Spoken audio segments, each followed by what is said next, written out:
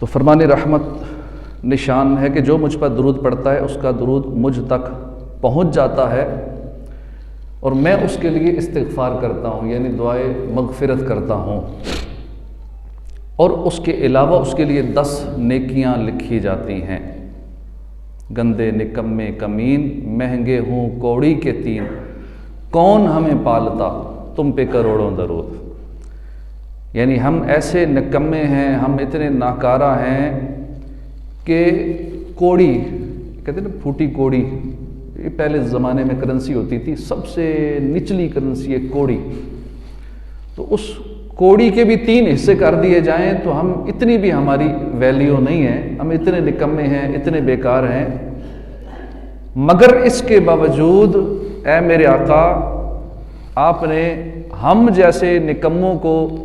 ہم جیسے بیکار بندوں کو جن کی کوئی ویلیو ہی نہیں ہے، کوڑی کے 3 حصے میں بھی ہمیں کوئی نہ خریدے، یا رسول اللہ آپ نے ہمیں نبھایا ہوا ہے،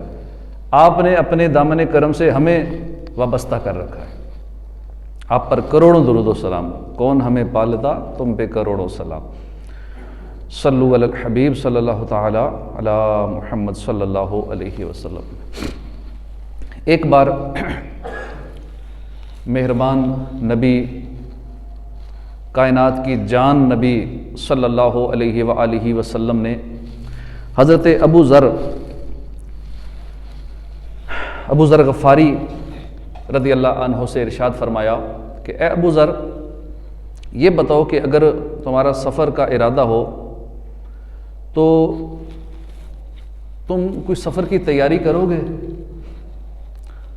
حضرت ابو ذر رضی اللہ عنہ نے عرض کی کہ جی ہاں یا رسول اللہ صلی اللہ علیہ وسلم، سفر کے لیے اس کی تیاری ضرور کروں گا۔ رسول اللہ صلی اللہ علیہ وسلم نے ارشاد فرمایا کہ قیامت کے سفر کا کیا حال ہے؟ پھر خود ہی ارشاد فرمایا کہ اے ابو ذر، کیا میں تمہیں ان چیزوں کے بارے میں نہ بتاؤں کہ جو قیامت والے دن، قیامت کے سفر میں تمہیں نفع پہنچائیں گی؟ عرض کی یا رسول اللہ مجھے ضرور بتلائیے، میرے ماں باپ آپ پر قربان ہوں۔ ارشاد فرمایا کہ قیامت کے دن کے لیے سخت گرمی کے روزے رکھا کرو، قبر کی وحشت کے لیے رات کے اندھیرے میں 2 رکعتیں پڑھو۔ قبر کی وحشت، قبر کا اندھیرا، قبر کی گھبراہٹ کتنی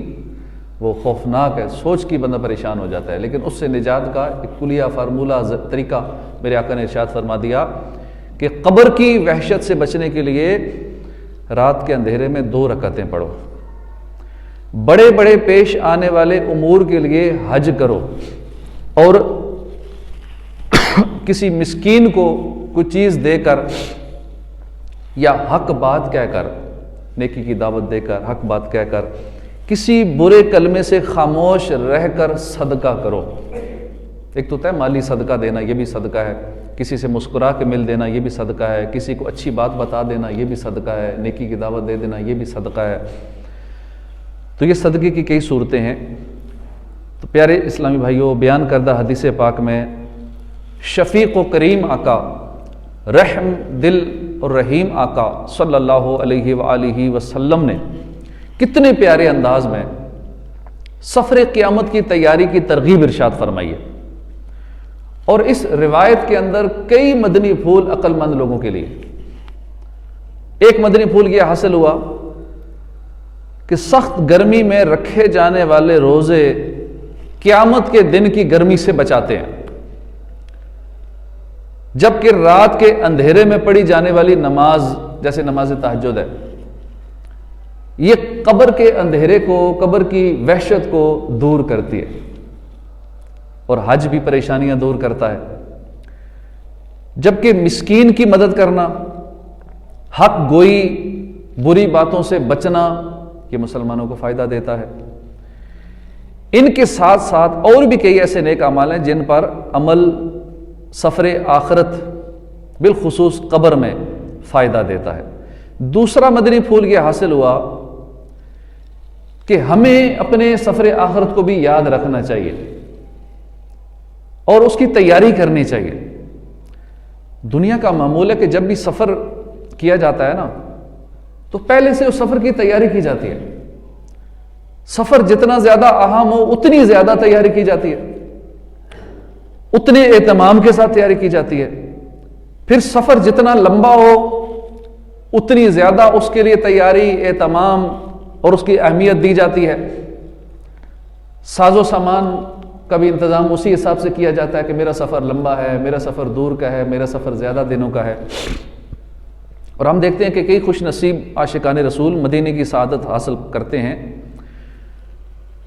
اب سوچئے کہ جب اس مبارک سفر کی سعادت ملتی ہے تو گھر میں کیسا سما ہوتا ہے کہ جب ہم عمرے کی تیاری کر رہے ہوتے ہیں, حج کی تیاری کر رہے ہوتے ہیں, کیسے عجیب سما ہوتا ہے, خوشی کا عالم ہوتا ہے. جیسے جیسے وہ دن قریب آتے ہیں پہلے سے ہی تیاری شروع ہو جاتی ہے اور تیاری میں تیزی آتی رہتی ہے. جیسے جیسے ہمارا دن قریب آتا ہے کہ میں نے فلاں دن عمرے پہ جانا ہے, فلاں دن حج کا سفر ہے میرا, تو اب حج کے دن چونکہ عمرے سے زیادہ ہوتے ہیں اس لیے عمرے سے زیادہ حج کے سفر کی تیاری کی جاتی ہے. بعض لوگ تو مہینوں پہلے سے تیاری شروع کر دیتے ہیں. تو اسی طرح دنیا کے جو اور سفر ہیں جو ہم آئے دن کرتے ہی رہتے ہیں ان کا بھی یہی معاملہ ہے, تیاری پہلے سے ہی کی جاتی ہے. اب ذرا سوچئے,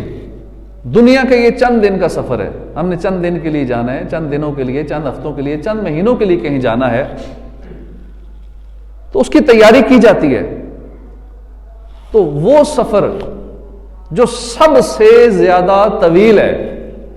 اس سفر میں تو ہمارا واپسی کا چانس ہوتا ہے نا, اتنے دن جا رہے ہیں پھر واپس گھر آ جائیں گے. وہ سفر جس سے کوئی واپسی نہیں ہے, لمبا سفر ہے, طویل سفر ہے, یقینی سفر ہے, وہ سفر جس کی اہمیت سب سفروں سے زیادہ ہے, وہ سفر جس پر نجات کا دار و مدار ہے, وہ سفر یا تو کامیابیوں یا پھر طویل غم کا باعث ہے. وہ سفر یا تو سعادتوں کی معراج ہے یا پھر ہولناک سزاؤں اور عذابات میں گرفتار کرے. الغرض وہ سفر جو جنت یا دوزخ میں کسی طرف لے جائے گا, اس سفر کا اینڈ ہوگا یا دوزخ میں جانا ہوگا یا جنت میں جانا ہوگا. وہ سفر جس کے بارے میں آج ہم سن رہے ہیں آج کے بیان میں, اتنے اہم اور ضروری سفر کے لیے کتنی تیاری کی ضرورت ہے. دنیا کے سفروں کے لیے کتنی تیاری کی جاتی ہے, اور اس سفر کے بارے میں جس کے بارے میں نے یہ عرض کیا وہ کتنا اہم ہے, کتنی تیاری کرنی چاہیے. افسوس, صد افسوس, ایک تعداد ہے جسے دنیا کے سفر کی تیاری تو یاد رہتی ہے مگر سفر آخرت کی تیاری سے غفلت برتی جاتی. دنیا کا جو سفر ہے نا یہ بعض اوقات پوسٹ پون ہو جاتا ہے, ملتوی ہو جاتا ہے, کینسل ہو جاتا ہے کسی وجہ سے. اچانک بیماری کی وجہ سے سفر نہ ہو سکا, کسی قریبی کا انتقال ہو گیا, سفر کینسل ہو گیا, ٹرین اور گاڑی یا فلائٹ بر وقت نہ ملنے کی وجہ سے سفر سے رہ گئے. اب یاد رکھیے جو سفر آخرت ہے وہ 100% یقینی ہے. اب مشاہدہ ہے کہ جو بندہ جس شے میں زیادہ رغبت رکھتا ہے نا, جس میں دلچسپی بندے کی ہوتی ہے, وہ بندہ اسی کے بارے میں سوچتا رہتا ہے, اسی کے بارے میں غور و فکر کرتا رہتا ہے. امام محمد غزالی 1000 سال پہلے کے بزرگ گزرے ہیں, بہت انہوں نے کتابیں لکھی ہیں, تصوف پہ بہت کام کیا انہوں نے, احیاء العلوم اور دیگر ایسی زبردست کتابیں کہ جو ان کی کتابیں پڑھ لینا وہ بھی کس مقام تک پہنچ جاتا ہے, اس کے اندر کی کتنی صفائی ہو جاتی ہے, ظاہر و باطن صاف ستھرا ہوتا ہے. امام غزالی کا ایک بہت بڑا نام ہے. امام محمد بن محمد غزالی فرماتے ہیں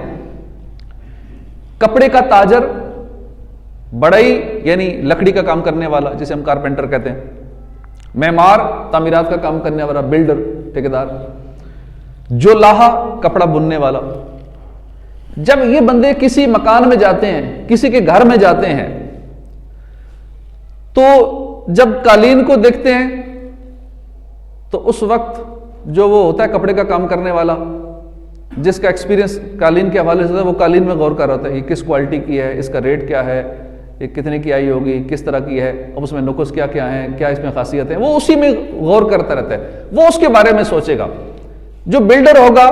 جس نے جو تعمیرات کا ایکسپیرینس رکھتا ہے, وہ اس کی تعمیرات کو دیکھ رہا ہوگا, کہ اس کی چنائیاں صحیح ہوئی ہے یا نہیں، اس کا پلستر ٹھیک ہوا ہے یا نہیں ہوا، یہ مکان کتنے میں بنا ہوگا، اس کا لینٹر صحیح پڑا ہے یا نہیں پڑا، اس کے پلر بیم کیسے ہوں گے، اس کی پلنتھ بیم کیسے ہوں گے، اس کی بنیادیں کیسی بنی ہوں گی، وہ اس کے بارے میں سوچتا رہتا ہے، کیونکہ اس کا کام ہی وہی ہے، اس کی فیلڈ ہی وہی ہے، اس کی رغبت ہی اسی کام کے اندر ہے۔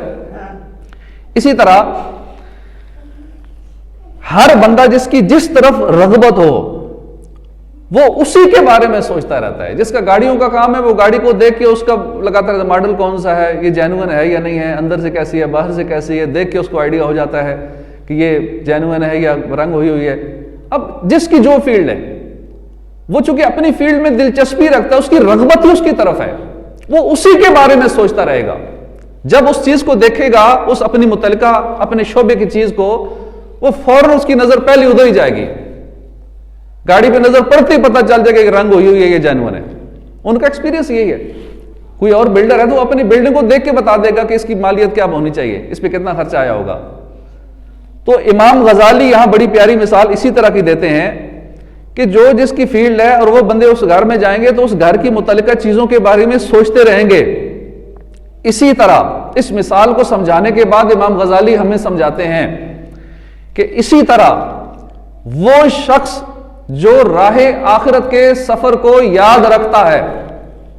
وہ آدمی جو فکر آخرت میں مبتلا رہتا ہے، اس کا بھی یہی حال ہے کہ جب وہ کسی چیز کو دیکھتا ہے اللہ پاک اس کے لیے عبرت کا راستہ کھول دیتا ہے۔ سفر آخرت کو یاد کرنے والا جب کسی تاریکی کو دیکھتا ہے، جب کسی اندھیرے کو دیکھتا ہے تو اسے قبر کی تاریکی یاد آ جاتی ہے، اسے قبر کا اندھیرا یاد آ جاتا ہے۔ سفر آخرت کو یاد کرنے والا جب کسی سانپ کو دیکھتا ہے، بچھو کو دیکھتا ہے تو اسے قبر کے سانپ اور بچھو یاد آ جاتے ہیں۔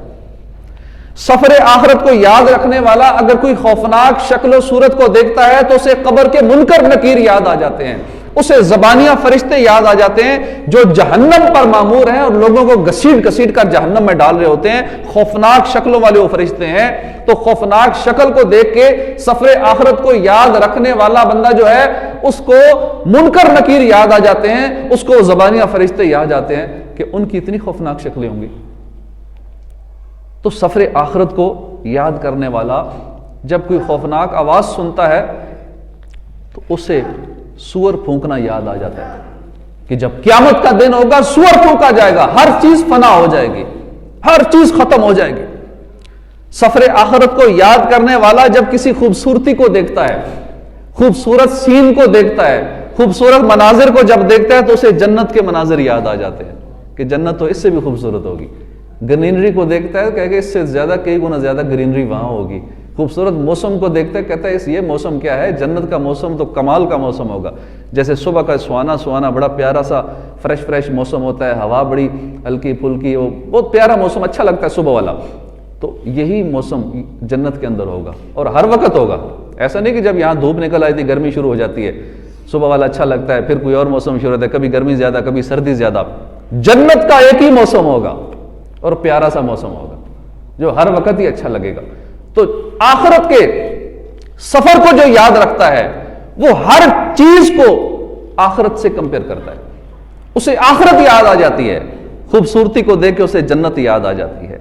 اسی طرح سفر آخرت کو یاد کرنے والا جب اسے کہیں سے انکار ہوتا ہے نا، نو، جب انکار سنتا ہے یا کہیں سے اس کی بات کی قبولیت ہوتی ہے تو اس کو بھی وہاں بھی آخرت کی یاد آ جاتی ہے، اسے آخرت کا حساب یاد آ جاتا ہے کہ بروز قیامت پتہ نہیں میں مقبول ہو جاؤں گا یا میں مردود ہو جاؤں گا، وہاں مجھے ایکسپٹ کر دیا جائے گا یا مجھے نگلیکٹ کر دیا جائے گا۔ سفر آخرت کو یاد کرنے والا ہر معاملے میں اس چیز کو آخرت پر لے جاتا ہے۔ کسی بڑے خوبصورت مکان کو، محل کو دیکھتا ہے، وہ کہتا ہے یہ تو محل کچھ بھی نہیں ہے، جنت کے محلات اتنے بڑے ہوں گے جہاں تک نظر جائے گی اتنا وسیع ہوگا،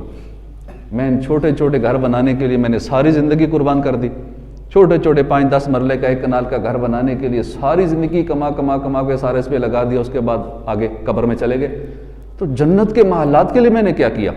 جو ایک ایک محل اتنا بڑا ہوگا، تا حد نظر وسیع ہوگا، جہاں تک چاروں طرف نظر جاتی ہے نا وہاں تک ہوگا، اور ایسا سجایا آرائش و زیبائش، یہاں پہ مکان کے اس پہ کتنا خرچہ ہو جاتا ہے، خالی گرے اسٹرکچر بنائیں تو کتنا ہو جاتا ہے، پھر اس کی سجاوٹ پہ، اس کے انٹیریئر ڈیکوریشن پہ کتنے ہو جاتے ہیں، لیکن پھر بھی جنت کی تو کسی ایک چیز سے بھی کمپیئر نہیں کر سکتے نا۔ وہاں کے معاملات ایسے ہیں، وہاں کے محلات اتنے خوبصورت ہیں، گھر کے اندر سے نہریں بہتی ہیں، یہاں تو کبھی پانی کا مسئلہ، تو کبھی بجلی کا مسئلہ، تو کبھی گیس کا مسئلہ، وہاں کوئی مسئلہ نہیں ہوگا۔ جنت کے اندر کوئی ٹینشن نہیں ہوگی، پانی کی نہریں گھر سے جاری ہوں گی، دودھ کی نہریں گھر کے اندر سے ہوں گی، شہد کی نہر گھر کے اندر سے ہوگی، شراب کی نہر گھر کے اندر سے ہوگی، اور وہ ایسی شراب دنیاوی نہیں ہوگی جو مدہوش کر دیتی ہے، وہ لذت والی شراب ہوگی۔ ہمیں سوچنا چاہیے، کیا ہم بھی کسی موقع پر آخرت کو یاد کرتے ہیں؟ یہ اتنی باتیں سننے کے بعد ہم اپنے اوپر غور کریں، کیونکہ بیانات ہم سنتے رہتے ہیں، تقریریں ہم سنتے رہتے ہیں، محفلوں میں جاتے رہتے ہیں، آخرت کی باتیں سنتے رہتے ہیں، ان کو ہم اپنے اوپر ایڈجسٹ کیا کریں کہ یہ جو ہم نے قرآن و حدیث کی باتیں سنی ہیں، بزرگان دین کی باتیں سنی ہیں، میں نے اس پہ عمل کہاں تک کرنا ہے، کہاں تک کر رہا ہوں۔ ہم اپنے حوالے سے غور و فکر کریں، کیا ہم بھی اسی طرح آخرت کے معاملات کو یاد رکھتے ہیں؟ کیا جب ہم کسی ترازو کو دیکھتے ہیں کہ ہماری چیز تل رہی ہے، کچھ چیز لیتے ہیں ہم تول کے لیتے ہیں کہ فلاں چیز ہمیں اتنی 1 کلو دے دو، اتنی دے دو، بس ترازو کو دیکھتے ہوئے ہمیں آخرت کا میزان یاد کیوں نہیں آتا؟ کسی موقع پہ ہمیں جب روزانہ اس طرح کے مناظر نظر آتے رہتے ہیں کہ جب ہم کوئی وزن ہوتے دیکھتے ہیں تو ہمیں بھی میزان پر اعمال کا حساب و کتاب ہونا کتنا یاد آتا ہے۔ جب ہم نرم نرم بستر پر سوتے ہیں، نرم نرم تکیہ سر کے نیچے رکھ کے سوتے ہیں، کیا اس وقت کبھی قبر کو بھی یاد کیا کہ وہاں سخت جگہ پر مٹی پر لیٹنا ہوگا، وہاں یہ نرم نرم تکیہ نہیں ہوگا؟ کیا ہم نے لیٹتے ہوئے روزانہ کبھی یہ یاد کیا؟ جب ہم اپنے اوپر چادر یا لحاف اوڑھتے ہیں تو کیا اس وقت یہ یاد کیا کہ میں اس طرح لحاف اوڑھ رہا ہوں، اسی طرح جب مجھے قبر میں لٹایا جائے گا، ایک سل رکھی جائے گی، دوسری رکھی جائے گی، تیسری رکھی جائے گی، پھر وقت آئے گا کہ آخری سل کہیں گے بس یہ جلدی بند کرو، آخری سل بھی رکھ دو، تو اوپر وہ لحاف کرتے ہوئے کیا ہمیں قبر کی وہ سلیں رکھنا یاد آتا ہے کہ اب آخری سل رکھ دی گئی، اب ایک سوراخ بھی نہیں چھوڑا جائے گا، ہاں یہ بھی بند کر دو، ادھر ہی مٹی لگا دو، وہ نظر آ رہی ہے، وہ جگہ نظر آ رہی ہے، یہاں سے بند کر دو۔ قبر پہ یہ سارے معاملات ہم آنکھوں سے دیکھ رہے ہوتے ہیں، لیکن کیا کبھی ہم نے روزانہ اس چیز کو یاد کیا؟ یہ اللہ والوں کا معمول ہے۔ امیر اہل سنت الیاس قادری صاحب کا بھی یہ معمول ہے، جب سوتے ہیں تو یہ تصور کرتے ہیں کہ اب بستر اوپر اوڑھ رہے ہیں کہ اب میرے اوپر سلیں رکھی جا رہی ہیں، اب جب پورا اگر چہرے پہ اوڑھ لیا تب میرے اوپر ساری سلیں رکھ دی گئی۔ روزانہ موت کو یوں یاد کریں، سونے سے پہلے اس طرح موت کا تصور ہوگا، ہر چیز میں آخرت کا تصور ہوگا، سفر آخرت کی یاد ہوگی تو ہمیں نیکیاں کرنا آسان ہو جائے گا، گناہوں سے بچنا آسان ہو جائے گا، پھر کسی کے ساتھ زیادتی نہیں کریں گے، کسی کے بارے میں دل میں بغض و کینہ نہیں رکھیں گے، کسی مسلمان سے بلا وجہ ایسی نفرت نہیں کریں گے، تو پھر بندہ آخرت کے بارے میں سوچتا رہے گا، میری آخرت اچھی ہو جائے، پتہ نہیں آج موت آ جائے، آج میرا آخری دن ہو، میں آج سو رہا ہوں، میری صبح آنکھ ہی نہ کھولے، کیونکہ سونا بھی تو ایک طرح کی موت ہے، اس لیے دعا کی جاتی ہے نا، اللہم بسمک اموت و احیا، سونے سے پہلے یہ دعا کرنی چاہیے، اللہ میں تیرے نام سے جیتا اور مرتا ہوں، تو یہ قسم کی موت ہوتی ہے، اللہم بسمک اموت و احیا، یہ سونے سے پہلے کی دعا ہے، یہ ہمیں پڑھ کے سونا چاہیے۔ تو اسی طرح لائٹ یا بجلی جب چلی جائے تو اندھیرے میں دل گھبراتا ہے، تو کیا کبھی قبر کی تاریکی کا خیال بھی دل میں پیدا ہوا؟ لائٹ کتنی بار جاتی ہوگی، لیکن ہم نے کبھی یہ سوچا کہ جیسے بھی لائٹ چلی گئی اندھیرا ہو چکا ہے، قبر میں تو اس سے زیادہ اندھیرا ہوگا، کھٹمل اور مچھر کے کاٹنے سے کتنے بے چین ہو جاتے ہیں، آگے گرمیاں آ رہی ہیں، اس کا سلسلہ شروع ہو جائے گا، کھٹمل اور مچھر کتنا بے چین کر دیتے ہیں، تو کیا قبر کے سانپ اور بچھو کے کاٹنے کی بھی فکر پیدا ہوئی؟ سخت گرمی سے پریشان ہو جاتے ہیں، آگے گرمیاں شروع ہو رہی ہیں، گرمی سے پریشان ہو جاتے ہیں، ذرا اے سی نہ ہو، اس کا انتظام نہ ہو گرمی کا، تو ہم بے چین ہو جاتے ہیں، تو کیا جہنم کی گرمی کو بھی یاد کیا؟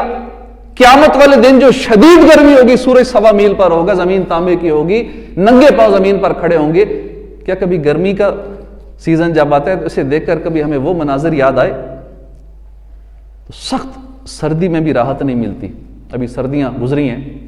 سخت سردی میں بھی ہم پریشان ہو جاتے ہیں، تو کیا جب سردی لگتی تھی کیا ہمیں زمہریر، جہنم کی سردی، وہاں سردی کا بھی عذاب ہوگا، جیسے جہنم کے اندر گرمی کا عذاب ہے، اسی طرح جہنم کے اندر سردی کا بھی عذاب ہے، کہ جیسے اس سردی والے عذاب میں ڈالا جائے گا بندے کے جسم کے ٹکڑے ٹکڑے ہو جائیں گے، تو کیا کبھی سردیوں میں کبھی ہم نے زمہریر کو بھی یاد کیا کہ وہاں بھی عذاب سخت ہوگا؟ ابلتا ہوا جب تیل یا پانی یا دودھ، اس پہ بھی تو روز نظر پڑتی ہوگی، کہ دودھ ابل رہا ہے، کوئی چیز ابل رہی ہے، پانی بائل ہو رہا ہے، تو ان کو دیکھ کر کیا ہمیں جہنمیوں کو پلانے والا مائے حمیم جو جہنمیوں کو پلایا جائے گا، کیا کبھی وہ ہمیں یاد آیا؟ بیماری سے صحت حاصل کرنے کے لیے بعض اوقات کڑوی کڑوی دوائیاں کھانی پڑ جاتی ہیں، کڑوی گولیاں منہ کا ذائقہ خراب کر دیتی ہیں، تو کیا کبھی جہنمیوں کو کھلایا جانے والا زقوم وہ کبھی یاد کیا؟ جب ہم کوئی کڑوی چیز کھاتے ہیں جو اچھی نہیں لگتی، اس ٹائم تصور وہاں لے جائے نا کہ جہنم کے اندر بھی زقوم کھلایا جائے گا جو سخت کڑوا ہوگا. لیکن ہم چونکہ غفلت میں پڑے، دلا غافل نہ ہو، یکدم یہ دنیا چھوڑ جانا ہے، باغیچے چھوڑ کر خالی زمین اندر سمانا. تو اپنی موت کو مت بھول، کر سامان چلنے کا، زمین کی خاک پر سونا ہے، اینٹوں کا سرانا ہے. تو اپنی موت کو مت بھول، کر سامان چلنے کا. تو اپنی موت کو مت بھول، کر سامان چلنے کا، زمین کی خاک پر سونا ہے، اینٹوں کا سرانا ہے. جہاں کے شغل میں شاغل، دنیا کی رنگینیوں میں ہم اتنے کھو چکے ہیں نا، شغل میلے میں لگے ہوئے، موج مستی میں ٹائم پاس ہو رہا ہے بس. جہاں کے شغل میں شاغل، خدا کی یاد سے غافل، کرے دعویٰ کہ یہ دنیا میرا دائم ٹھکانہ ہے. غلام ایک دم نہ کر غفلت، حیاتی پر نہ ہو غرہ. خدا کی یاد کر ہر دم کے، جس نے کام آنا ہے، اللہ کی یاد نے کام آنا ہے، اللہ کے ذکر نے کام آنا ہے. زندگی بے بندگی شرمندگی، جو اللہ کی عبادت میں زندگی نہ گزرے وہ زندگی شرمندگی ہے آخرت میں. زندگی بے بندگی شرمندگی. تو افسوس صد افسوس، سفر آخرت اور آخرت کی تیاری سے اتنی غفلت بڑھ چکی ہے کہ اب وہ معاملات جو واضح طور پر آخرت کی یاد دلاتے ہیں ان سے بھی عبرت نہیں حاصل کی جاتی. آئے دن مرنے والوں کے اعلانات ہوتے رہتے ہیں، فلاں رضا الہی سے انتقال کر گیا، غسل میت بھی دیتے ہیں، نماز جنازہ میں بھی شرکت کرتے ہیں، اپنے ہاتھوں سے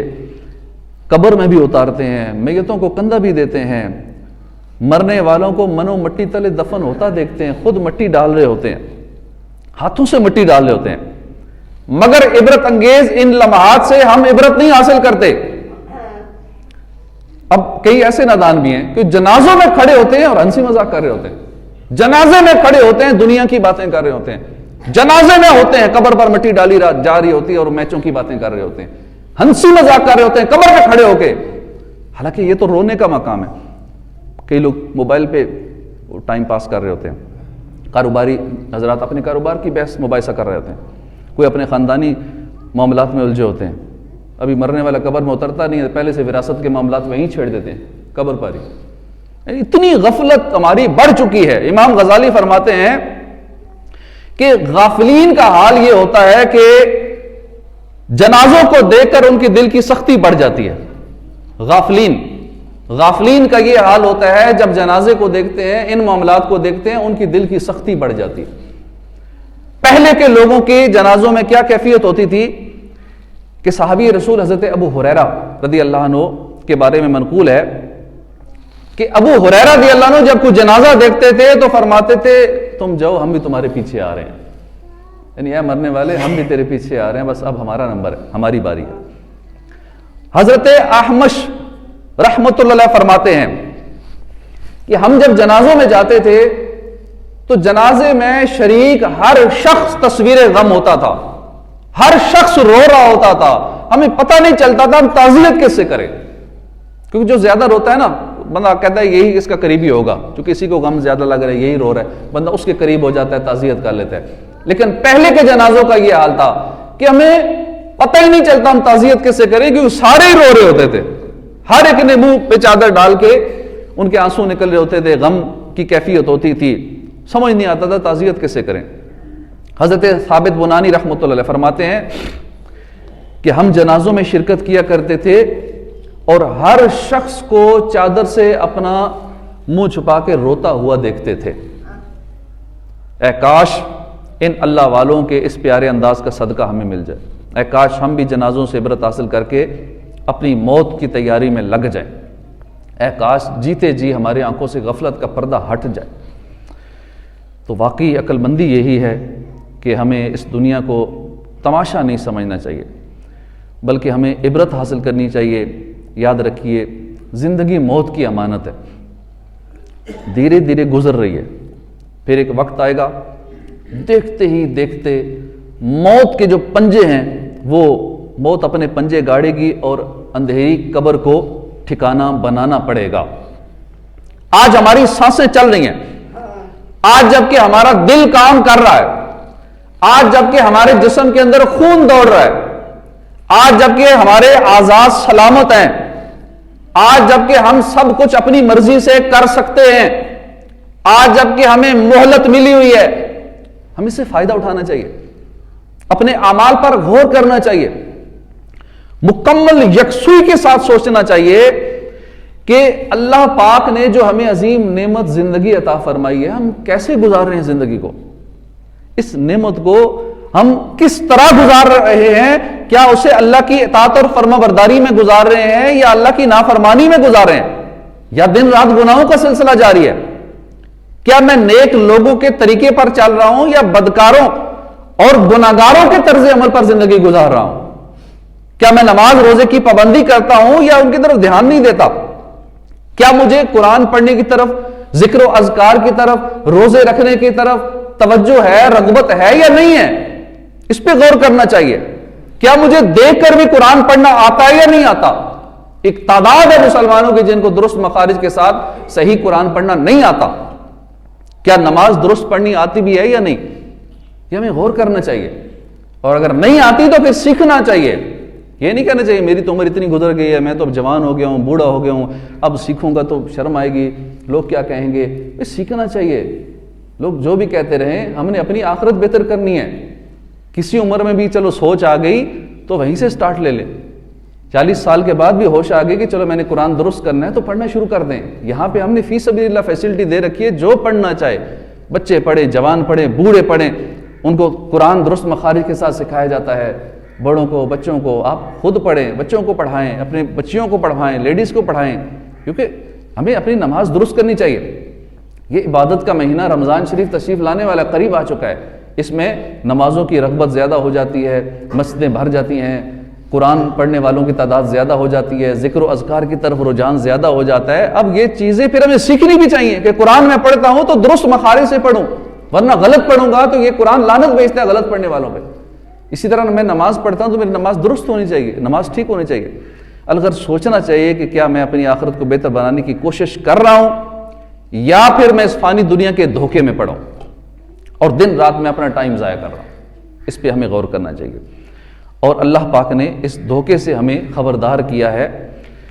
22ویں پارے میں ارشاد ہوتا ہے، یا ایھا الناس ان وعد اللہ حق